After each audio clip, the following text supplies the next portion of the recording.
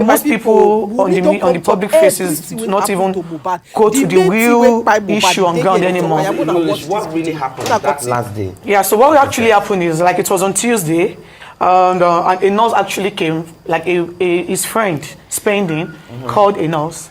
He was the one that gave us the nurse number, and one of his workers, Bami, called the nurse, and the nurse came around on Tuesday. Even on that Tuesday, he was supposed to go to a podcast interview, but the nurse actually came, and he was actually fine, although he sustained an injury, but he was okay, like it wasn't worse, because he had like plans for that day. So the nurse came, and the nurse gave him injection. I think it was the third injection that he reacted to. Did she give the injections back to back? No, it's like the distance wasn't really that much. Okay, yeah, so like an hour or so in between each injection. Yeah, so it was the third injection that he reacted to.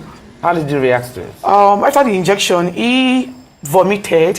He peed, and he started having reactions, started having goosebumps all over his body. His heart, he complained that it was feeling hot in his heart.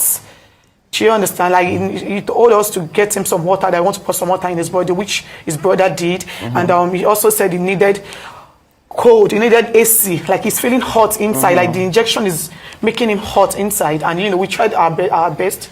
We took him to the hospital, and like 20 minutes after, the doctor said he's dead. 20 minutes after he had landed in the hospital? Yeah. The doctor said he was dead. But that nurse that administered these injections, has any investigation been yes, but done about her professionalism, or whether she was even a qualified nurse? Yeah, after my husband's demise, she was arrested, but she was later granted bail. And ever since this whole thing has happened, she has never come out to say anything. And she sees how people has been bullying me, how people has been calling me so many despicable names, how people has been accusing me wrongly, and she has never said anything. Instead, she's been out there clubbing, partying. Like, the last time I saw a video of her clubbing, like doing lashes, makeup, and she's out there living her life. And it's just so unfortunate. Yesterday, I think there are people, like some people are out there talking to her. So those guys were on TikTok, and they were literally saying, they would tell her what to say, because next 2 weeks, March 14 is the next coroner inquest, which the judge asked her to come over to say her side of the story. These same people on TikTok were literally saying it yesterday, that they would tell her what to say to lie against me. Do you understand? But have they found out what was in that third injection that triggered this reaction? I think they were supposed to do that, but my father-in-law already buried my husband. So when the government autopsy came out, the autopsy result said they cannot determine the cause of death because his body has already decomposed.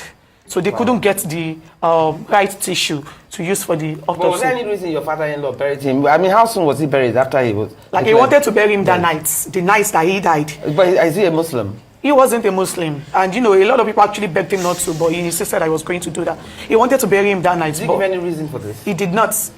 He did not. He did not. He just said he needs to bury him. Like, a lot of people begged him. He wanted to bury him that night, but they didn't give, he actually called the Bale of where he wanted to bury my husband. But the Bale said, there is no way that I cannot bring my husband that night. So he had to wait till the next morning, and And even it was such a rush that even the coffin was so small for him. The coffin that he was the one that got the coffin, and the coffin was, my husband